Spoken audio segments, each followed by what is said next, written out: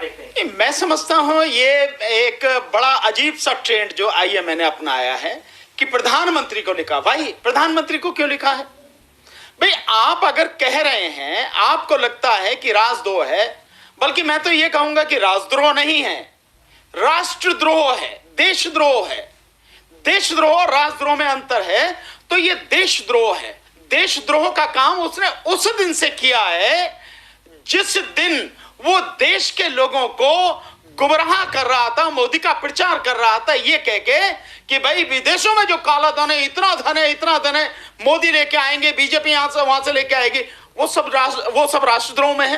वो देश के साथ में गद्दारी थी ना, वो देश के लोगों को धोखा दिया था ना, वो देश के लोगों को गुमराह किया था ना, वो देश के लोगों को मूर्ख बनाया था ना।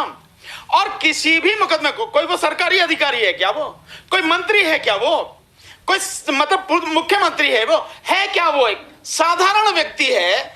और साधारण व्यक्ति के खिलाफ कोई भी व्यक्ति जो उसने अपराध किया उसके उसमें जो मुकदमा करा सकता है, जाके थाने में एफआईआर के लिए वो दे सकता है। अगर नहीं है तो वो जो कोर्ट में जाके 156(3) में मुकदमा दर्ज करा सकता है।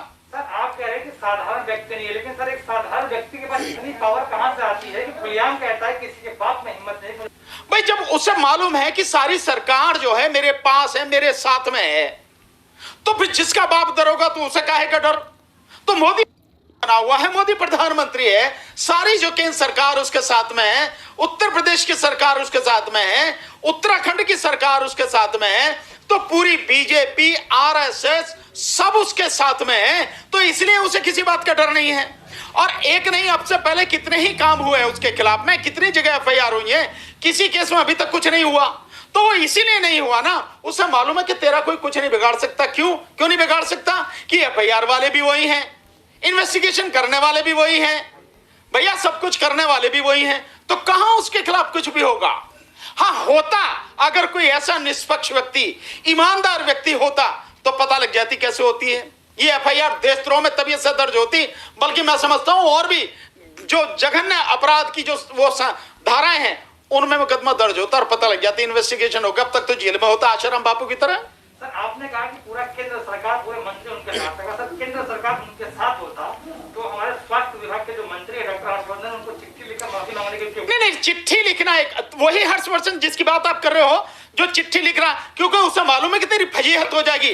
पूरा मेडिकल जो मतलब वो है फ्रेटर्निटी है, पूरा डॉक्टरों का जो संघ है यहां से लेके वहां तक पूरे डॉक्टर जो हैं वो खिलाफ हो जाएंगे। आपके पूरे देश में हाहाकार मचेगा। और ये नहीं, अंतरराष्ट्रीय स्तर पर भी ये सारी चीज होगी। कोई एलोपैथी कोई यही थोड़ी कि भारत में इस्तेमाल होती है, एलोपैथी तो दुनिया के हर देश में इस्तेमाल होती है। तो सारे डॉक्टर्स हो जाएंगे, अंतरराष्ट्रीय स्तर पर हल्ला मचने लगेगा। इसलिए उसने कहा, हर्षवर्धन ने चिट्ठी लिख के वापस लो। और यही हर्षवर्धन है जब उसकी कोरोना का एडवर्टाइजमेंट करते हैं नितिन गडकरी के साथ में मिलके। तो ये तो चीजें हैं, जब उसे समझ में आ रही है कि मामला गड़बड़ हो जाए तब उसने कह दिया, चिट्ठी लिख दी कि भैया वापस ले ले। लेकिन चिट्ठी लिखने से ये मतलब नहीं है कि सरकार उसके साथ में नहीं है, ये सरकार भी उसके खिलाफ ना, ऐसा कुछ नहीं है। सरकार उसके साथ में है, पूरी तरह से साथ में है, क्योंकि वो सरकार का प्रवक्ता है, सरकार का प्रचार मंत्री है। वो उसके लिए काम करता है, इसलिए वो सारी चीजें हैं।